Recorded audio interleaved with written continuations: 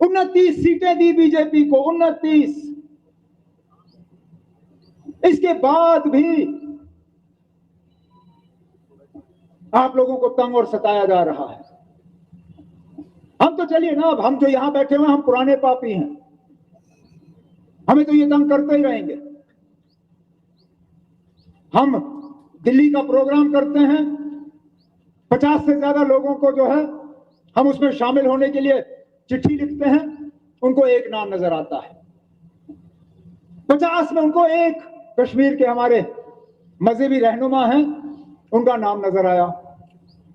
अपने पालतू चैनलों से 9 बजे के न्यूज, क्योंकि 9 बजे का न्यूज इनको बड़ा पसंद होता है, 9 बजे के न्यूज पे इन्होंने उस एक शख्स का जो है तूफान का चलाया।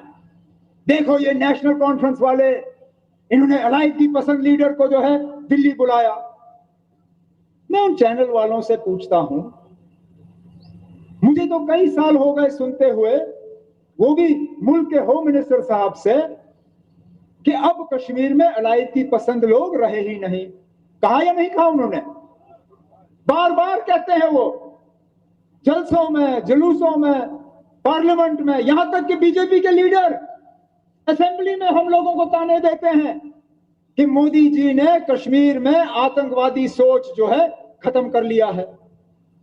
अगर आतंकवादी सोच और ये अलाइद की पसंद सोच खत्म की गई है, तो जिस शख्स को हमने बुलाया है वो अलाइद की पसंद हो ही नहीं सकता, क्योंकि वो सोच रही नहीं।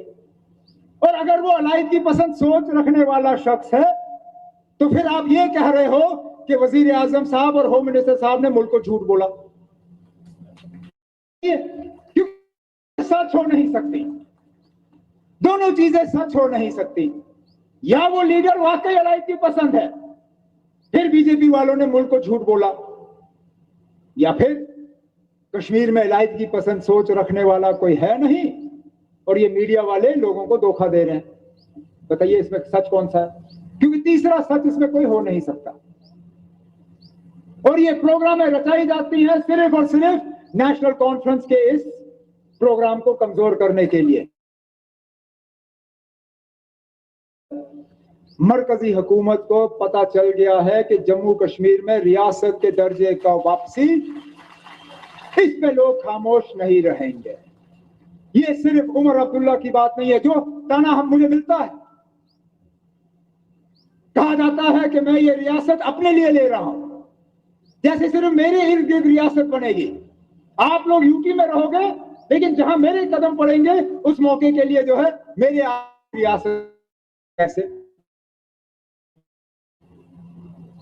आज रियासत ना होने का नुकसान हम सब भुगत रहे हैं। जिस रफ्तार से तरक्की होनी चाहिए नहीं हो रही है। हम यूटी में जितना कर सकते हैं हम कर रहे हैं,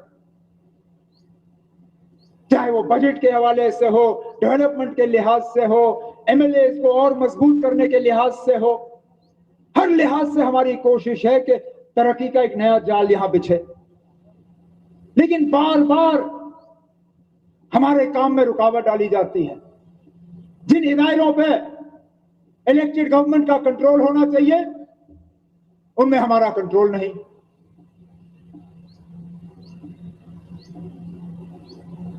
इसलिए हमने ये तय किया कि 1.25 साल बहुत ज्यादा वक्त है मरकज की हुकूमत को देने के लिए। हमने 1.25 साल एक अलग तरीका अपनाया रियासत की बहाली के लिए। अब हम नया तरीका अपनाना शुरू करेंगे और उसकी शुरुआत 20 जुलाई से होगी, जब हम दिल्ली में बैठ के अपने रियासत की बहाली का नारा जो है वहां पे बुलंद करेंगे।